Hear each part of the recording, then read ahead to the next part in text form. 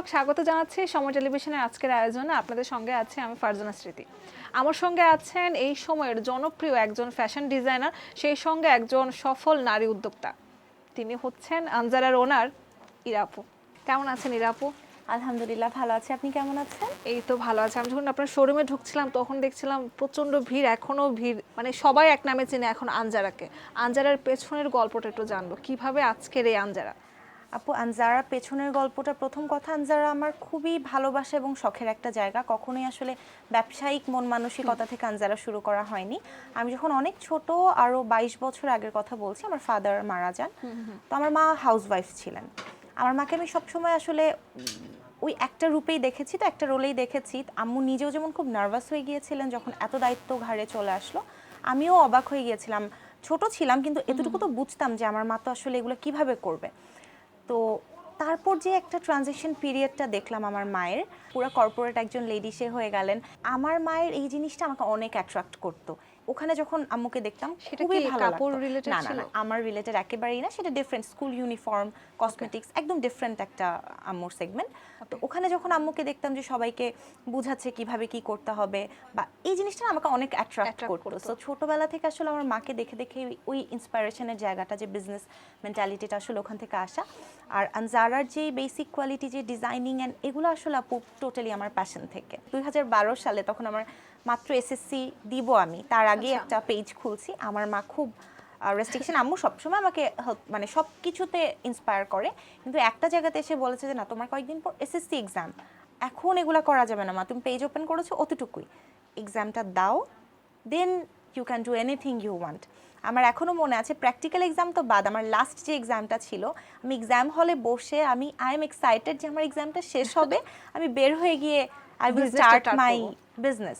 আনজারা নামটা কিভাবে হলো? মানে আনজারার কি কোনো স্পেশাল কিছু ভেবে রেখেছিলেন আনজারা নামটা? আপু, আনজারা নামটা আসলে খুবই র্যান্ডমলি দেওয়া একটা নাম, খুব চিন্তা করে আসলে খুব বুঝে শুনে দেওয়া হয়নি। নামটা আমাকে অনেক অ্যাট্রাক্ট করেছিল। নামটার মিনিংটা হচ্ছে ব্রাইট, উজ্জ্বল। হ্যাঁ, শপের ভিতর দুটো ওয়াল আমি ভাড়া নিয়েছিলাম, ওখান থেকে আনজারার শুরু।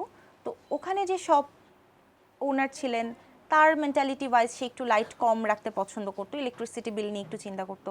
আর আমার তখন থেকে মনে হতো যে না, আমার শপে অনেক আলো থাকবে, অনেক লাইটস থাকবে, অনেক মানুষ আসবে। সো ওখান থেকে না ব্রাইটনেস জিনিসটা আমাকে খুব অ্যাট্রাক্ট করতো, ওভাবেই আসলে নামটা আনজারাটা শুরু। যে কোনো অ্যাওয়ার্ড শো বলি বা সেলিব্রিটিদের নিজেদের স্পেশাল ওকেশন বলি, সব জায়গায় আমি দেখি তারা আনজারা ফার্স্ট প্রায়োরিটি রাখে। তো সেক্ষেত্রে তাদের আপনি যে চাহিদাটা, তারা কি রকম পোশাক চায়, সেটা কিভাবে আপনি ডিল করেন? আমাদের আনজারার নিজের কালেকশন থেকেও আমরা প্রত্যেক বছর চেষ্টা করি একদম ভ্যারাইটি, ইউনিক কিছু দিতে। তো ওই জায়গাটা থেকে আসলে এই যে আপনি যেটা বললেন, সেলিব্রিটিরা অ্যাওয়ার্ড শোতে বলেন বা যে কেউ তার খুব স্পেশাল একটা ওকেশনে বলেন, আনজারার কাছে বারবার ছুটে চলে আসে ওই ইউনিকনেসের জন্য। একটু ব্রাইডালের জার্নিটা জানবো। ব্রাইডালের জার্নিটা সত্যি বলতে 2016-তে তো আমরা শুরু করলাম আনজারাটা প্রপারলি। 2000 মোটামুটি 18-19 থেকেই, যেটা 18 থেকেই যেটা বুঝলাম যে সব ক্লায়েন্টরা আমাদের পার্টি কালেকশন এত পছন্দ করছে, কিছু কিছু হেভি পার্টি কালেকশনের সাথে তারা বলছে যে আপু ওড়নাটা এভাবে বানিয়ে দেন, আমি এটা আমার বিয়েতেই পরে ফেলবো। তখন মাথায় আসলো যে ওকে ফাইন, আমরা তো এটা ব্রাইডদেরকে টার্গেট করে করিই না, আমরা জাস্ট হেভি পার্টি ওয়্যার করছি। তখন থেকে ক্লায়েন্টরাই আসলে আমাদের ইন্সপিরেশনের কারণ। তারা হচ্ছে বিভিন্ন ছবি বিভিন্ন জায়গা থেকে নিয়ে আসতো, নিয়ে এসে যে আপু আমরা আনজারাতেই বানাতে চাচ্ছি, এভাবে বানাতে চাচ্ছি, আমার বিয়ের ড্রেসটা আমি এখানেই করতে চাচ্ছি। সো ওইটা না একটা অনেক বড় স্পেশাল একটা পার্ট ছিল, যে একটা ব্রাইড, যেখানে এত হাজার হাজার ব্রাইডাল শোরুম আছে বাংলাদেশে, হয়তো এত পপুলার ছিল না, বাট ছিল তো, অনেকেই ছিল। সো তারপরেও আসলে একটা নন ব্রাইডাল শপে এসে তারা বারবার তার বিয়ের দিনের পোশাকটা বানাতে চাচ্ছে। তো ওই জায়গা থেকে আসলে ইন্সপিরেশন, এবং 18 সাল থেকে মোটামুটি রিসার্চ শুরু করলাম। রিসার্চ করে করে করে করে প্রপারলি 19 সালে আমরা হচ্ছে ব্রাইডাল কালেকশন লঞ্চ করলাম, এবং 2020-এ আমরা এই আউটলেটটা একেবারে বড় করে, দেখেছেন উপরে একটা পোর্শন, এখানে একটা পোর্শন, নিচেও আমাদের আরও একটা পোর্শন আছে, যেখানে ইন ফিউচার রিসেন্টলি হয়তো ইনশাল্লাহ আমরা ছেলেদেরটাও শুরু করব। আচ্ছা, অনেকের একটা কমপ্লেন আছে যে আনজারা শুধু কেন ঢাকাতে, অনেকের অনেক দূর থেকে চলে আসতে হয়, তারা ওদিকে আউটলেট চায়। তার আগে তো আরেকটা কমপ্লেন আছে, আনজারা শুধু কেন বনানীতে। হ্যাঁ, সেটাও তো আছে। সব থেকে বড় রিজন হচ্ছে বেস্ট সার্ভিসটা দিতে পারা। হয়তো আমরা যখন আমাদের সার্ভিস আরও মানে আরও প্রপারলি আমরা যখন গুছাতে পারবো, আমরা ঢাকার বাহিরে আস্তে আস্তে এক্সপ্যান্ড করব। ঢাকার ভিতর আমাদের এক্সপ্যানশনের টার্গেটটা এই জন্যই নাই যে একটা জায়গায় যখন আমি আমার সবগুলা ম্যান পাওয়ারকে রাখছি, আমার সবগুলা ভালো স্টাফ, সবগুলা ভালো ডিজাইনার সবাই যখন একটা রুফের আন্ডারে আছে, তখন কিন্তু আপনি যেখান থেকে আসেন না কেন আপনি বেস্ট সার্ভিস পাবেন। বাট আমি যখন 4-5টা ব্রাঞ্চ করব, আমার ম্যান পাওয়ারগুলোকে কিন্তু আমার ডিস্ট্রিবিউট করে দিতে হবে। সো ওই রিস্কটা আমি নিতে চাই না। আমি চাই যে একটা ব্রাইড দূর থেকে যে কষ্ট করে আসছে বা যে আসছে না, কিন্তু যে আসছে তাকে যেন আমরা বেস্ট সার্ভিসটা দিতে পারি। আনজারা হচ্ছে তার এই যে ড্রেসগুলো রেডি করছে, সেক্ষেত্রে ম্যাটেরিয়াল নকশার ক্ষেত্রে আসলে কি কালার আপনারা বেশি প্রাধান্য দেন? আপু আমরা বেশি প্রাধান্য দিই, আপনি আমাদের কালেকশনগুলো ভালো করে দেখলে বুঝবেন, বেসিক যে কালার চার্ট আছে লাল, নীল, হলুদ, সবুজ, এগুলার বাহিরে কাজ করার আমরা রেড রাখছি, কিন্তু রেডের আপনি দেখবেন 10টা ভ্যারিয়েন্ট আছে। সো আমরা যেটা করি, একটু যখন আমাদের ডাইংটা হয় ওটা আমার খুবই স্যাটিসফাইং একটা জায়গা, যখন ডাই চলতে থাকে অনেকগুলা কালার নিয়ে মিক্স করে আমরা কালার ইনভেন্ট করতে খুবই পছন্দ, আমি এটা পার্সোনালি খুবই পছন্দ করি। এবার দেখলাম ঈদ কালেকশন আপনারা বলিউড শাড়ির যে একটা কালেকশন সেটা এনেছেন, আরো তো বিভিন্ন ভ্যারাইটি আছে। বিভিন্ন ভ্যারাইটি, মানে পুরো প্রোডাকশনটা কি আমাদের দেশে নাকি বাইরে থেকেও আপনারা? আপু আমরা হচ্ছে গিয়ে সবভাবেই কাজ করছি। যে কারিগর আমাদের বাংলাদেশের খুবই এক্সপার্ট কারিগর, আমরা তাদেরকে 100% ইউটিলাইজ করছি। অনেক মেশিন আছে আমাদের বাংলাদেশে এই পর্যন্ত ইম্পোর্টই হয়নি বা করাই পসিবল না, অনেক এক্সপেন্সিভ বা অনেক ডিফারেন্ট মেশিনারিজ, ওগুলো আমরা হচ্ছে বাহির থেকে বিভিন্ন ফ্যাক্টরির সাথে কন্ট্রাক্ট করা, ওখানে আমাদের সেলফ প্রোডাকশন হয় অন্য ফ্যাক্টরিগুলোতে। সো অনেক মিক্স অ্যান্ড ম্যাচ করে কাজ করা হয়, that's the reason Anjara unique. আচ্ছা, আনজারার পোশাক তো সবাই পছন্দ করে, কিন্তু কমেন্ট সেকশনে গেলে একটা কথা শুনতে হয়, সেটা হচ্ছে আনজারার প্রাইস অনেক বেশি, অনেকে এফোর্ড করতে পারে না। মানে এটা নিয়ে কি বলবেন? এই ক্ষেত্রে আমি বলবো কি আপু, এটাকে আমি মাঝে মাঝে খুব নেগেটিভলি নেই, আবার মাঝে মাঝে খুব পজিটিভলি নেই। রিজনটা কি, যে একটা ব্র্যান্ডের কিন্তু আসলে অনেক বড় একটা জার্নি, অনেক কোটি কোটি টাকার ইনভেস্টমেন্টের পরে আসলে ওই পজিশনে যেতে পারে যে হ্যাঁ, নাম শুনলেই একটা বড় ব্র্যান্ড মনে হচ্ছে, বা আমার যেতে ভয় লাগছে যে না জানি কত দাম হবে পরে। বাট আমি ক্লিয়ারলি বলে দিতে চাই দর্শকদের উদ্দেশ্যে যে আমাদের কালেকশন মোটামুটি 4000-5000 থেকে শুরু, তবে আপনি যারা সিগনেচার টাচটা পেতে গেলে আমি বলবো যে 8000 থেকে আপনি স্টার্ট করে একেবারে প্রপার কালেকশন পেয়ে যাবেন। আর 10-12-এ তো অনেক ইউনিক কালেকশন পাবেন। তবে একটা কথা আমি বলবো যে আমরা প্রতিনিয়ত কাজের ক্ষেত্রে যেই ড্রেসগুলো পরে যেতে স্বাচ্ছন্দ্য বোধ করি, বা একটা মানে এভরিডে যে রেগুলার ওয়্যারগুলো, সেগুলোর জন্য আনজারা কখনোই না। আনজারা হচ্ছে গিয়ে প্রপারলি আপনার একটা প্রোগ্রামের জন্য, সেটা ফেস্টিভ কালেকশন, একটা ফেস্টিভ কালেকশন, এক্স্যাক্টলি, সেটা বিয়ের কালেকশন হতে হবে, নট নেসেসারিলি একটা দাওয়াতেও পরে যাওয়ার মতো কালেকশন আছে। আচ্ছা, আপনি বলেন 4-5 থেকে শুরু, জি, হাই মানে একদম লাস্ট কত রেঞ্জ পর্যন্ত আছে? আচ্ছা, আমাদের আপু ব্রাইডালের ক্ষেত্রে যদি আমি বলি, ব্রাইডাল 18,000 থেকে শুরু হয়ে যায়, কিন্তু কিছু প্রিমিয়াম ক্লায়েন্ট আছেন যারা হচ্ছে কি যাদের বাজেটই থাকে কয়েক লাখ টাকা, হ্যাঁ, সো তাদের জন্য তো আমার কিছু রাখতে, এটা শুনে ভয় পাওয়ার কিছু নেই, বাট 3-3.5 পর্যন্ত আমাদের কালেকশন আছে, 3 লাখ থেকে 3.5 লাখ পর্যন্ত। তাহলে একটু কালেকশনগুলো দেখবো, চলুন। এই সাইডেরগুলো কি ঈদ কালেকশন? হ্যাঁ, আমাদের ঈদ কালেকশন মোটামুটি একদম উপাস থেকে শুরু হয়ে পুরোটাই রেঞ্জ অনুযায়ী, কালার্স অনুযায়ী আমি দেখাচ্ছি। এই ড্রেসের কি কোনো আলাদা নাম বা কোনো স্পেশালিটি কিছু আছে? আমাদের ডিজাইনগুলো আমি বললাম না অনেক বেশি mix and match and fusion থাকার জন্য আমরা ডিজাইনার ওয়্যার নাম দিয়েছি সেকশনে, কারণ প্রত্যেকটা ডিজাইন প্রত্যেকটা থেকে আলাদা। একটা একটু দেখবো। শিওর।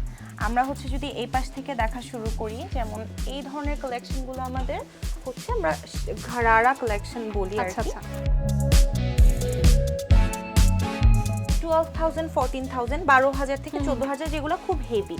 আবার হচ্ছে কি এগুলার মধ্যে আমরা হচ্ছে সিম্পল একটা রেঞ্জ রাখি, যেটা হচ্ছে 8,000 টাকা, যেটা আপনাকে বললাম স্টার্টিং প্রাইসটা। এখন তো রিসেন্টলি শাড়ি অনেকেই পরতে চায় কিন্তু পরতে পারে না, বা সময় হয়ে ওঠে না, তাদের জন্য আমাদের কিছু শাড়ি প্যাটার্নের ড্রেসেস থাকে, যেটার সাথে হচ্ছে গিয়ে বেল্ট আমরা এক্সট্রা দিই, শাড়িটা পরার পর যেন এভাবে করে বেল্টটা একটু বলিউড স্টাইল, একটু বলিউড স্টাইল, এক্স্যাক্টলি।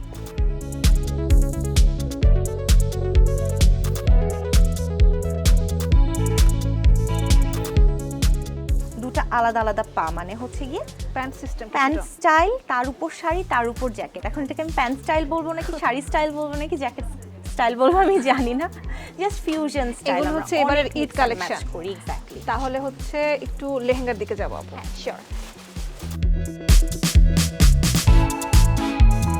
15,000-এর কালেকশন আসলে হঠাৎ করে দেখে বোঝা যায় না, বোঝার কোনো উপায় নাই যেগুলো 15,000-এর কালেকশন। রিজনটা হচ্ছে এত হেভি ওয়ার্ক করা। সো আমাদের যেগুলা 40, 50, 60-এর কালেকশন, ওগুলোও কিন্তু এরকম হেভি মানে এটা আমি না বললে আমি বুঝতাম না যে এটা 15,000 এর মাঝে। এগুলো কি ব্রাইডাল? এগুলো আপু সেমি ব্রাইডাল। অনেকেই আছেন যে তার একেবারে রিসেপশন বলেন বা হলুদের প্রোগ্রাম বলেন, অনেকে আবার ব্রাইডাল শাওয়ারেও হচ্ছে এই টাইপের পরে। এক্স্যাক্টলি ব্রাইডাল শাওয়ারেও অনেকে। পুরা হেভি ওয়ার্ক করা, সো এগুলো হচ্ছে মোটামুটি 15,000 থেকে 25-30-এর মধ্যে এই সেমি ব্রাইডাল সেকশনটা। আর ফাইনালি যদি আমাদের ব্রাইডাল সেকশনটা মানে যাই, প্রিমিয়াম তাহলে যেটা বলছিলেন, প্রিমিয়াম যে সেকশনটা সেটাই আছে। আমি একটা কালেকশন একটু দেখিয়ে দেই। এটা কি আপনাদের প্রিমিয়াম কালেকশন? একেবারে প্রিমিয়াম কালেকশন এগুলো, আমাদের অনেক ধরনের আছে, তবে এই কালেকশনটা আপনি একদম আচ্ছা লাইক একদম ফেরি টেইলের মতো, যে এই ব্রাইডরাই আর কি বিয়েতে একটু নিজেকে ফেরি একটা ডিফারেন্ট লুক নিতে চায়। ডিফারেন্টটা যেমন আমি ওড়নাটাই যদি দেখাই, মানে আনজারা কেন ডিফারেন্ট সবার থেকে, সেটার জন্য যদি আমি বলি, একটা সিম্পল ওড়না দেখলে আপনারা বুঝবেন। ওড়নাটা দেখেন এখানে পিন আপ করা একটা শাড়ির মতো করে। সো একটা ব্রাইড যখন প্রপারলি রেডি হবে, মাথা দেওয়ার জন্য তো ডেফিনেটলি ওড়না আমরা দিবই, বাট এছাড়াও এটা যখন এভাবে শোল্ডারে রেখে দিবে, লুকটা কিন্তু অনেক সুন্দর আসবে। একদম ডিফারেন্ট একটা লুক আসলো। পিছনে আবার শাড়ির আঁচলের মতো এই পোরশনটাকে কিন্তু এরকম করে দেওয়া হয়েছে। বিয়েরটা তো দেখলাম, এখন একটু রিসেপশনের কালেকশনটা দেখব। রিসেপশনের জন্য আপু আসলে এই ধরনের কালেকশনগুলো এখন বাঙালি ব্রাইডরা দেখছি খুব পছন্দ করছে। রিজনটা হচ্ছে তারা তো বিয়ের দিন একটা লুক নিয়েই ফেলে, একেবারে লাল টুকটুকে বউ হওয়ার। রিসেপশনের দিন তারা খুব লাইট একটা সোবার লুক নিতে চায়। আচ্ছা এটা তো লেহেঙ্গা নাকি? হ্যাঁ আপু, এটা লেহেঙ্গা। এটা হচ্ছে কি উপরে টপটা আলাদা আর নিচের স্কার্টটা আলাদা। এগুলোর প্রাইস, এগুলো তো সবগুলো রিসেপশনের জন্য রেখেছেন? সবগুলো রিসেপশনের জন্য। এখানে 50,000 থেকে শুরু করে 2 লাখ 2.5 লাখ এরকমের মধ্যেই থাকে। আচ্ছা রিসেপশন বিয়ের কালেকশন দেখলাম। এখন হচ্ছে যারা এই সিজনে, যেহেতু ঈদের পর একটা বিয়ের ধুম থাকে, যারা হচ্ছে বিয়ের শপিং করতে চায়, তাদেরকে কি টিপস দিবেন? তাদেরকে টিপস দিব যে আপনারা একেবারে লাস্ট মোমেন্টেও যদি দেখেন যে চাঁদ রাত হয়ে গেছে, ঈদের দিন থেকে তো সবকিছু বন্ধ, লাস্ট মোমেন্টেও আপনার বিয়ের ড্রেসটা কেনা হয়নি, ঈদের দিন আনজারাতে চলে আসতে পারেন। কারণ ঈদের দিন থেকে অনওয়ার্ডস প্রত্যেক দিনই কিন্তু আনজারা ওপেন থাকবে। আর আনজারা একবার চলে আসলে আমাদের অনেক এক্সপার্ট আপুরা আছেন এখানে, যারা আপনাদেরকে সাজেস্ট করবে আপনার হাইট, আপনার বডি কালার, আপনার সব কিছু মিলিয়ে আপনাকে কোন কোন আউটফিটগুলো বেশি স্যুট করবে। তো সবাই আনজারাতে আসবেন, সবাই আনজারার জন্য দোয়া করবেন। ভালো থাকবেন।